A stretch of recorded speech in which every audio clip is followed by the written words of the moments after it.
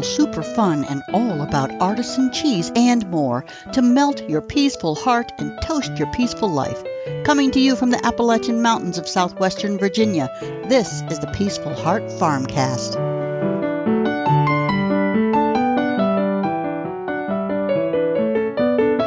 Hey, this is Scott Hall from Peaceful Heart Farm, and you are listening to the Peaceful Heart Farmcast. Hello, everybody. Melanie Hall here. I hope you're doing very, very well. The conversation today and every day revolves around the value of tradition. Traditional food prep and storage, traditional cooking, and of course, traditional artisan cheese. Topics discussed here are designed to create new perspectives and possibilities for how you might add the taste of tradition to your life. In today's show, I will, of course, give you some homestead life updates. Then I want to talk about the basics of cheese making. That's going to lead up to what actually gives cheese its flavor profiles, but you really need to know a little bit about how cheese is made to get a better grasp on that. And then today's recipe is going to be a seasonal recipe. It's going to be Easter leg of lamb. All right, so our homestead life updates. Let's see, what do we got going on? Well, we're trying to get Dora trained for milking still. This morning, she didn't even come to the milking shed. She was way off in the woods, and I didn't go down there and get her. I should have. Anyway, tomorrow's another day, and we have a new halter that is just the right size for her. And so we'll try that. We're going to try leading her in. That worked for her mom. We don't have any calves or lambs yet, so we're still waiting on those. Now, the last of the hay went out yesterday, and so what that means is no matter what, these animals are going out on the grass pastures as soon as that hay is consumed. They've been kind of in a winter quarters where we feed them hay, and they stand around there all day eating and kind of peeing and pooping, and then that all gets mixed together and it makes a really, really nice composted dirt. But as soon as the grass gets tall enough, they go out on the grass. And the grass is greening up nicely. We're expecting a bit of rain for a couple of days next week, and the temps are going to be in the 70s. So these are all really good signs for a successful spring launch into those lush pastures. Now, the creamery walls are continuing to rise. It is so exciting to go out there every day and see the progress. And I know we're taking a long, long time to get this creamery built, but it's just the two of us, and Scott's pretty much doing it on his own. He does have help from a friend from time to time for some extra heavy work that he absolutely cannot do alone. But anyway, since we're taking so long to get our cheese out to you, I am looking into setting up cow shares, and that will allow us to assist you in your goals for being able to have raw dairy products. So how it works is, this is how it works in the state of Virginia. You buy part of a cow, right? You buy part of a cow, and then we board that cow for you, and we feed it, we care for it, and we milk it for you. We'll even make you some yogurt or butter. Or butter, if you would like that. And if you're interested in this kind of an arrangement, please visit us at www.peacefulheartfarm.com. Get on our mailing list so you can be first in line when we open this up. The number of shares will be extremely limited due to our herd size. But perhaps some fresh cheeses, obviously, and the milk and the butter, those would be a great way for you to get into it. So you have an initial buy-in amount to buy part of the cow, and then you have a monthly fee where we board it and feed it and care for it and do the milking for you. And that'll be seasonal. We are seasonal in our operation, so it's not going to be a year-round. We are planning to milk from March through probably the beginning to the middle of December. So there'll be about 3 months where you wouldn't have any kind of milk products. All right, so that's called cow shares. Again, visit the website www.peacefulheartfarm.com and sign up on our mailing list, and you'll get my newsletter every week, and I will keep you updated on where we are with that particular process. The spring garden, let's talk about that. That's really on the move. Adding to the seeds that I planted last week, I planted onions, 3 full beds of onions. And then inside, I have celery growing, and so I transplanted all that stuff to bigger pots. And I have strawberries lined up for planting tomorrow. Inside also, I have early tomato plants and eggplants. They've sprouted. Some of them have their first true leaves on them, but it's going to be weeks yet before they get out into the garden. Now, Easter is fast approaching. I want you to come see us. Come see us at the Wytheville Farmers Market and pick up some Easter lamb. We have bone-in legs, boneless shoulder roasts, and ground lamb. And choose a free recipe card with your purchase. I have created 3 recipe cards for the Easter season. So I have Greek meatballs for Easter. I have Easter leg of lamb and a southwestern shoulder roast. So you can use a leg, a shoulder, or ground to make your Easter dinner. Email me at melanie@peacefulheartfarm.com. MELANIE at peacefulheartfarm.com if you'd like to pick up at the farm instead of at the farmer's market. All right, so let me get on into the basics of cheese making. So it has been my experience that the more you know about how something is made and what goes into it, the better you can appreciate the value and the tradition that surrounds it. And understanding cheese making fundamentals will help you will help me help you clarify the differences between types of cheeses, and it also helps to explain how individual cheeses express their distinctions and their character. Because when you get down to it, it's we have Professor Frank Kozakowski, he founded the American Cheese Society. He outlined 8 basic steps which have become the standard for how cheese is made. All right, so we're going to go through those. But first, let's look at some of the additional varied procedures that are involved in cheese making we know today. This is outside of the 8 steps. And then let's consider the raw material, that is milk, that goes into cheese.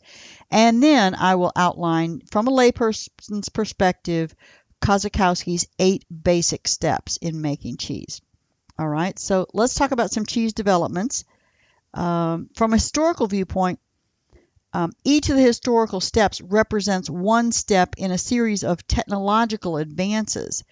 In the centuries-long evolution of this artisan craft, these advances led to innovations in the cheese recipes.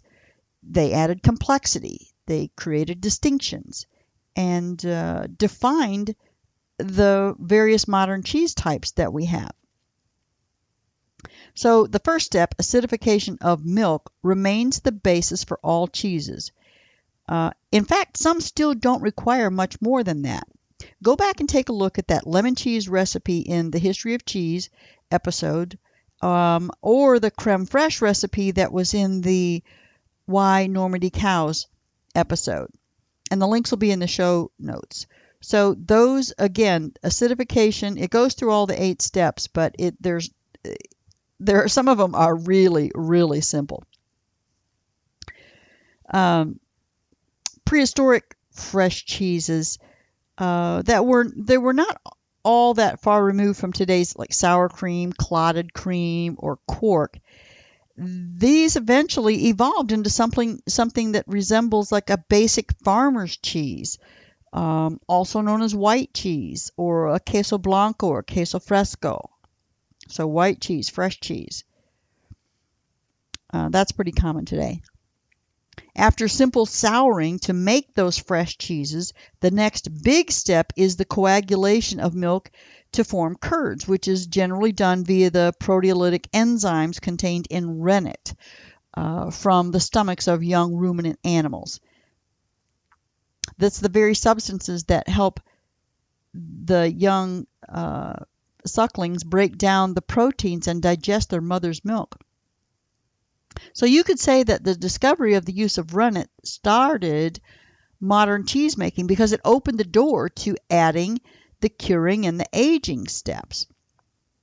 Now, it's assumed that this advance in technology was stumbled upon through happenstance kind of discovery.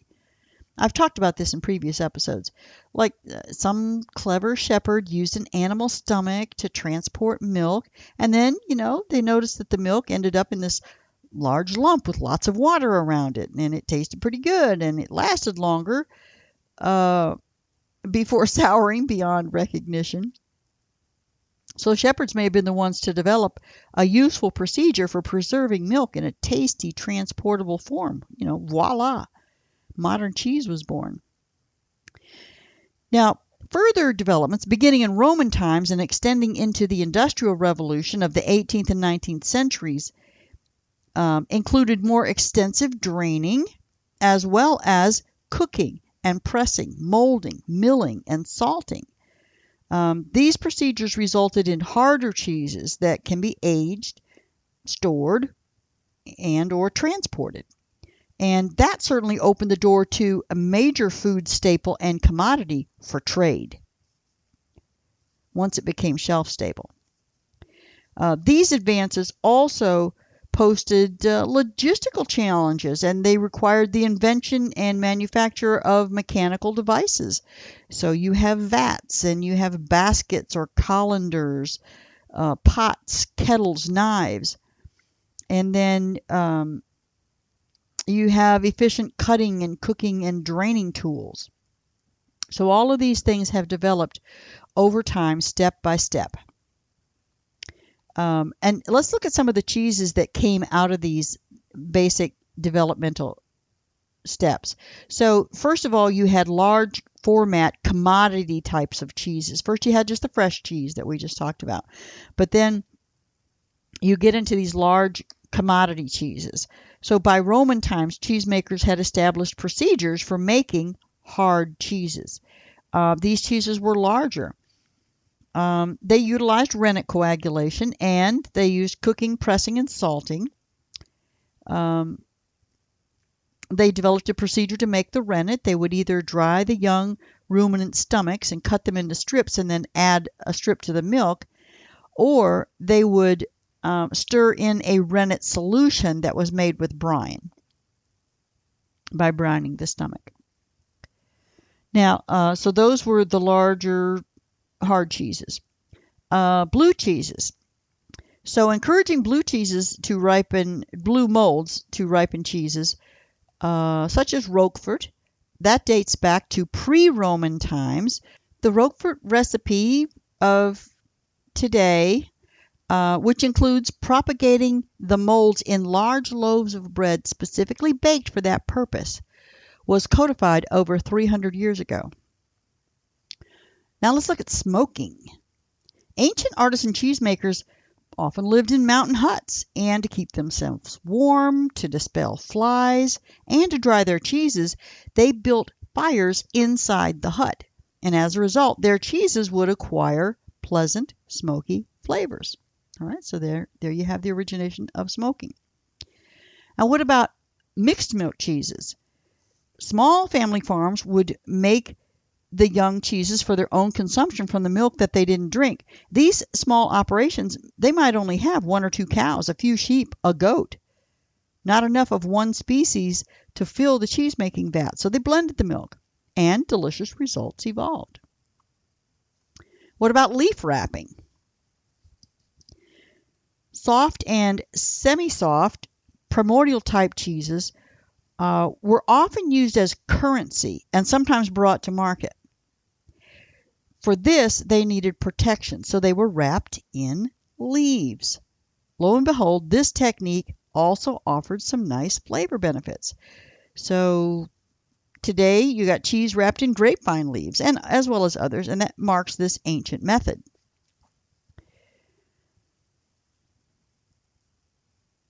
Commodity cheeses.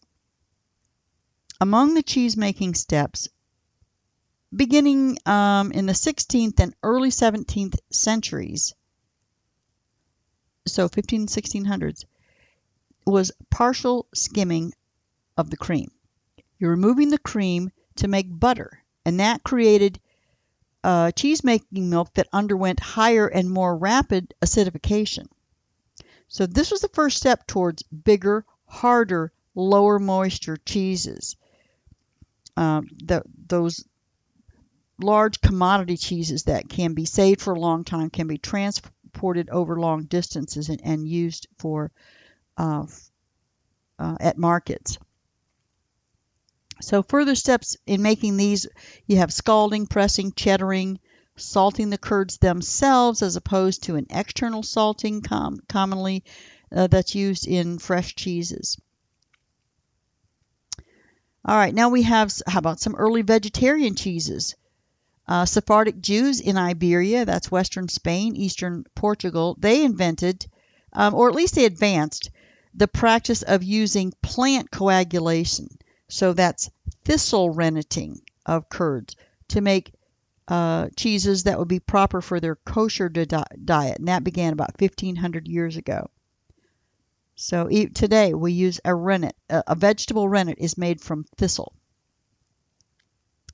So monk or monastery cheeses, I've talked about those. Monks were prodigious farmers and dairymen.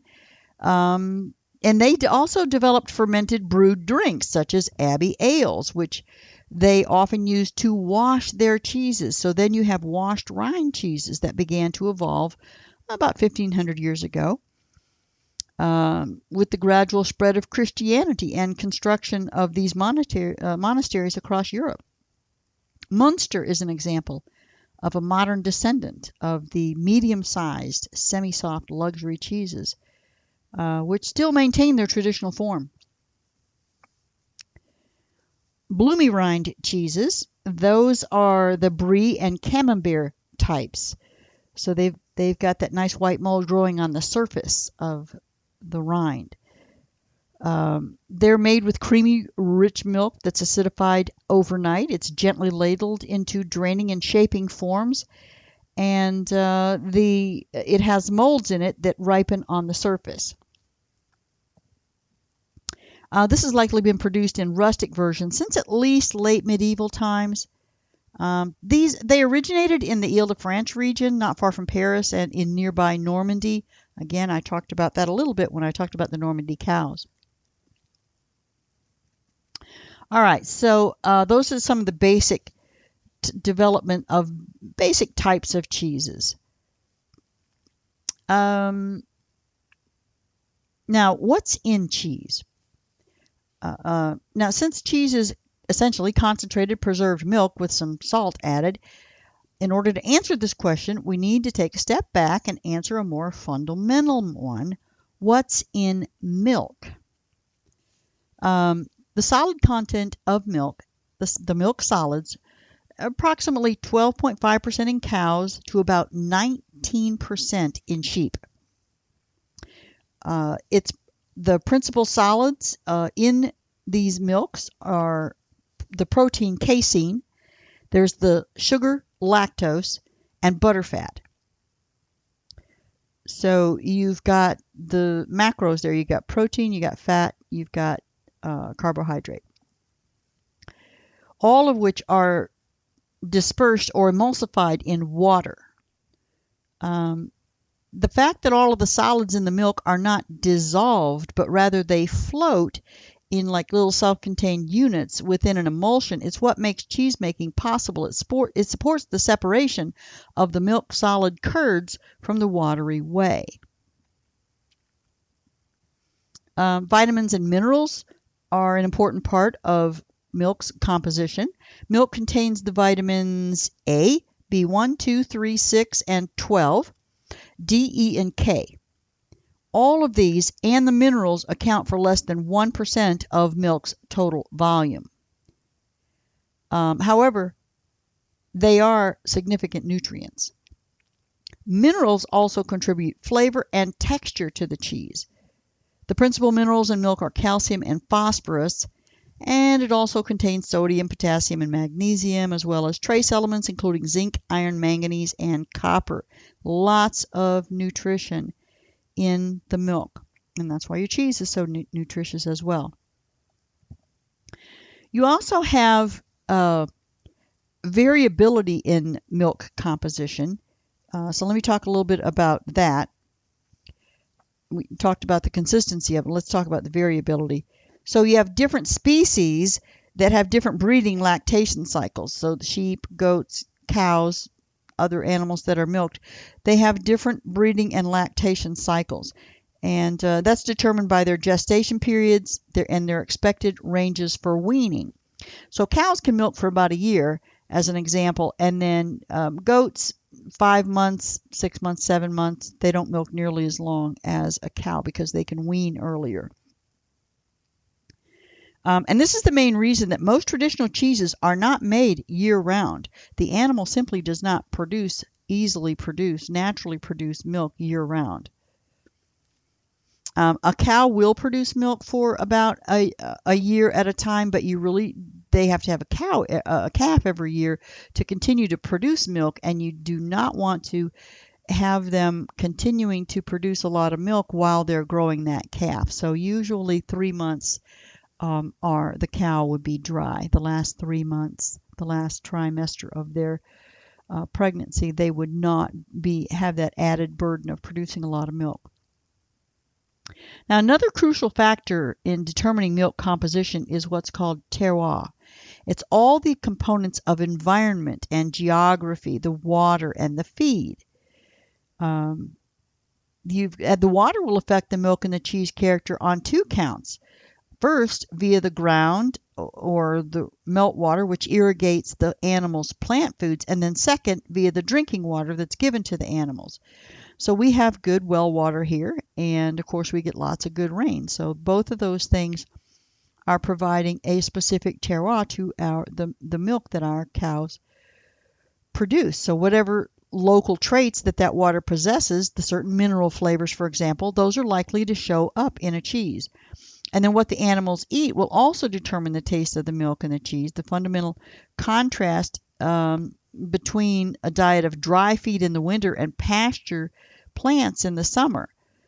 For the most part, we're always on pasture. There'll be a little bit of hay in the spring and in the fall, and of course all winter, but we're not milking through the winter. So that you'll have spring and fall differences in the taste of the milk. Besides going through the whole lactation cycle, the milk changes as well. And the types of plants eaten are going to be unique from farm to farm and region to region. So no 2 farms are going to produce the same terroir. And so their cheeses could be made absolutely exactly the same, and they would not be the same cheese. All right, let's get to Kozakowski's 8 basic steps of cheese making. So now that we know what's in the milk and cheese, then let's discuss how the cheese is made. Step 1, setting the milk. And I've talked a little bit about this already, but that is step 1, setting the milk, the acidification and coagulation. Acidification occurs naturally if the milk is left to sour on its own, and the inherent or ambient bacteria ferment the lactose into lactic acid. That's what's happening when you have like a sour cream that's left just to sour on its own or acidify on its own.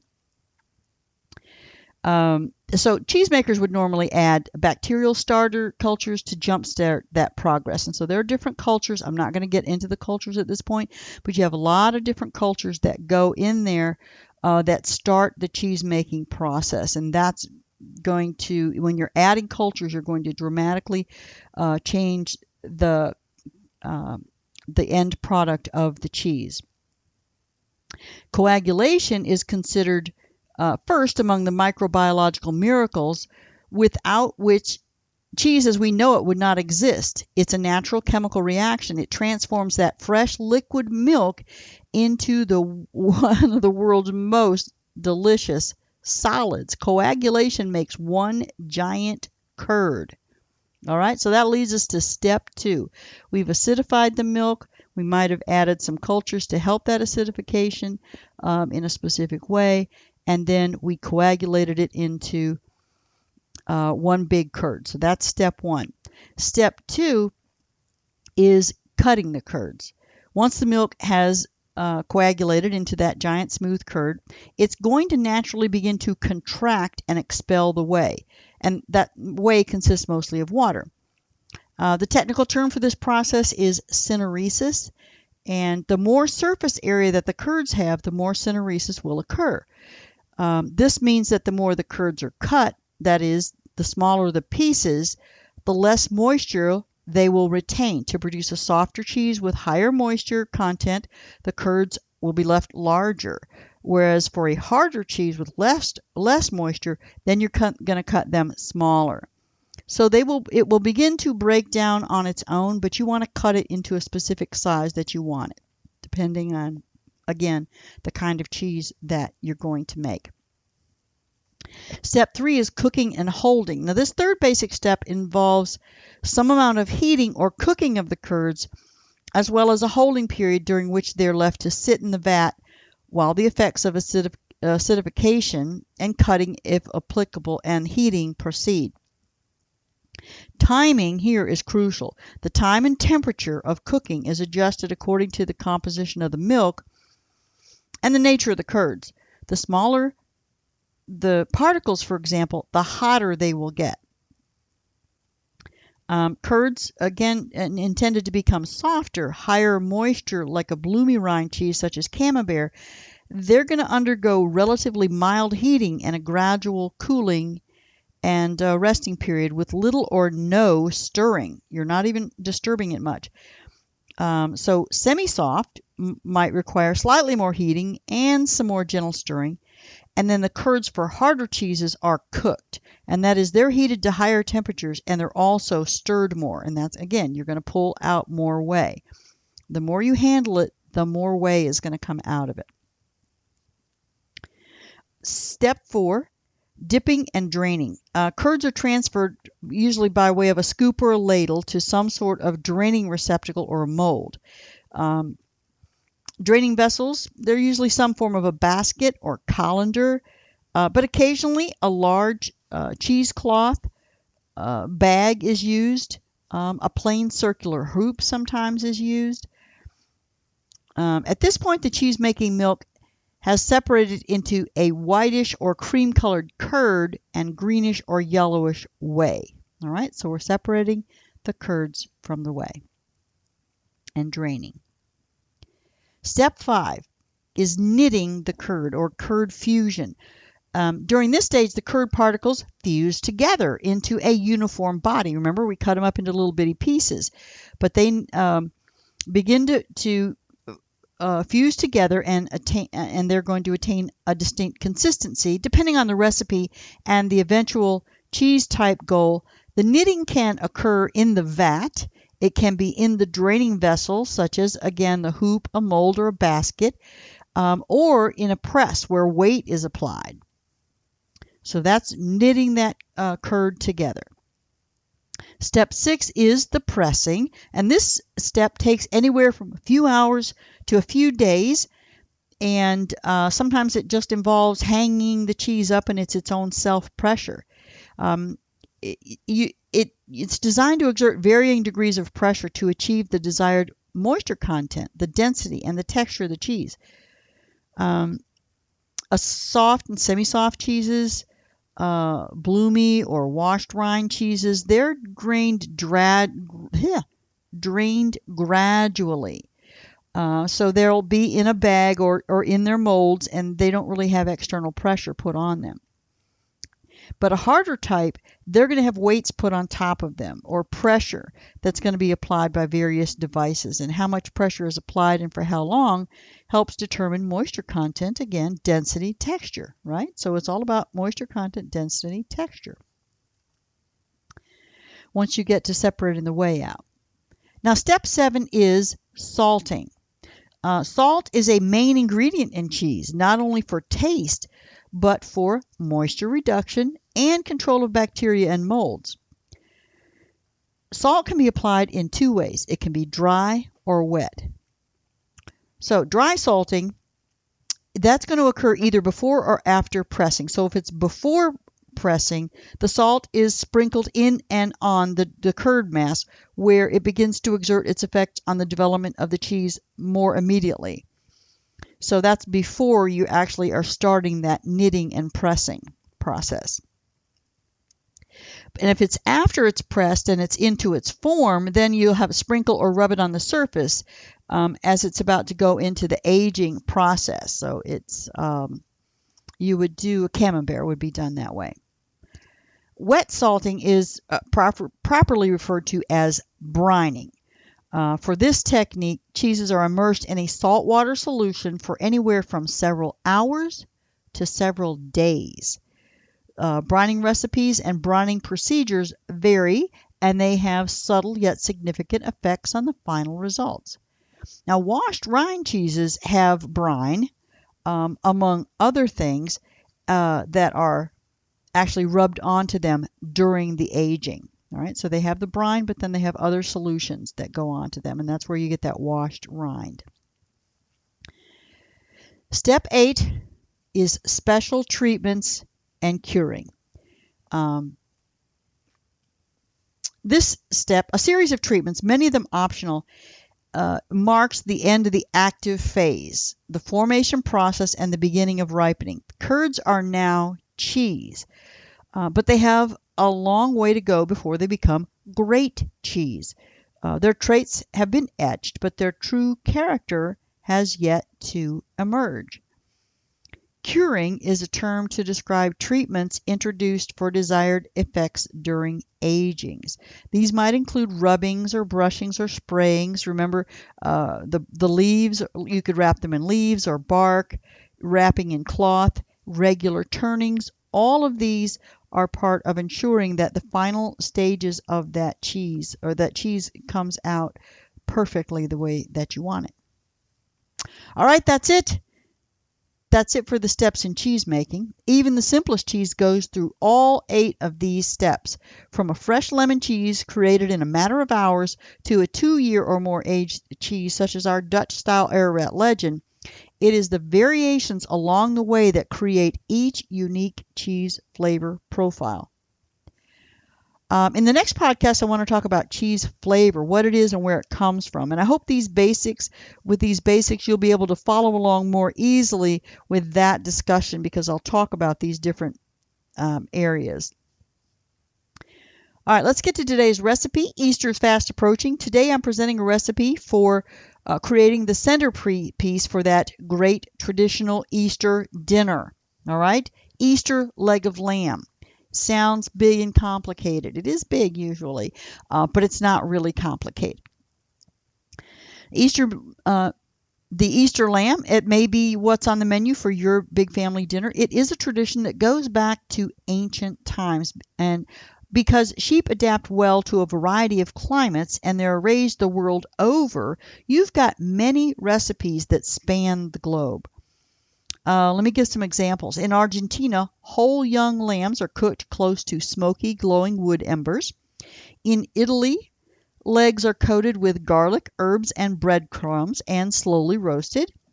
In Syria, chunks of lamb shoulder are scented with cumin, braised slowly, and served with muhammara, a wonderful red pepper dip made with Aleppo pepper, garlic, and spices.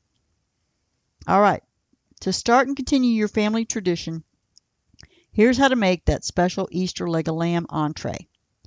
What you're going to need a leg of lamb, bone in, probably 6 to 7 pounds. It can be a little 5.5 up to 8, whatever. Lamb legs vary pretty broadly. You're going to use a 1/4 cup of lemon juice, 8 cloves of garlic, minced, 3 tablespoons of fresh rosemary leaves, chopped, or if you have dried, you can use 3 teaspoons of dried. Let's see, 2 teaspoons of salt, 1 teaspoon of black pepper. All right, then you're going to have a sauce, right? So that's for the lamb. Lamb, lemon juice, garlic, rosemary, salt, and pepper. For the sauce, you're going to have a cup of fresh herbs, and that's going to be a combination of rosemary, chives, and parsley. You want 2 cups of diced onions, 2 cups of lamb stock, or you can use chicken stock if you don't have lamb stock, and a cup of red wine. So that's going to make the sauce. All right, what are we going to do? We're going to preheat the oven to 400 degrees. You're going to rub the lamb all over with lemon juice. Get it wet. And then you're going to pat the garlic and rosemary evenly over the lamb, and then season it with salt and pepper. All right, so you pat on the garlic and rosemary, sprinkle on your salt and pepper, put it in a roasting pan in the oven, roast for 30 minutes, reduce the temperature to 350, and the cooking continue for an hour for a medium rare, or until the thermometer registers 145 to 150. Make sure you're not touching the bone with the thermometer. Then you're going to remove the roast from the pan and allow it to rest for 10 to 15 minutes before carving. While that's going on, you're going to position that roasting pan over your stove burners and then add the mixed herbs and the onions to the pan. You got a cup of herbs and 2 cups of onions. Stir it, combine it with the pan drippings, then add the stock and the wine to deglaze the pan, basically getting all the little bits off of the pan. You're going to reduce that liquid over high heat until it becomes a sauce consistency. This is a reduction sauce. Approximately 20 minutes. Be patient with it. You will know when it thickens. And it'll do it kind of suddenly.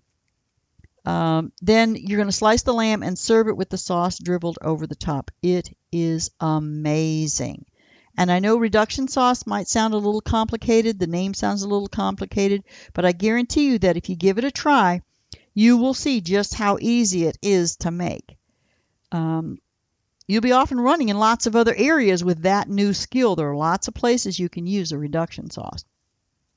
All right, final thoughts. That's it for this week's podcast, and I hope you enjoyed learning about how cheese is made. Stay tuned for next week when I will be discussing how that process applies to what makes cheese taste this way or that way. And we're always having fun here on the homestead, so look for upcoming tours where you can join in on that. And please come visit us at the Withville Farmers Market to get your leg of lamb to make that traditional Easter dinner, or drop me an email if you want to pick it up at the farm. We'd love to meet you personally. We currently have lamb, beef, and goat available for purchase. No cheese for now, but again, stay tuned and let us know what you think about owning a share of a cow so you can enjoy the benefits of raw milk products without the hassle of taking care of the animal yourself. We take very good care of our animals. As always, I'm here to help you taste the traditional touch. Thank you so much for listening, and until next time, may God fill your life with grace and peace.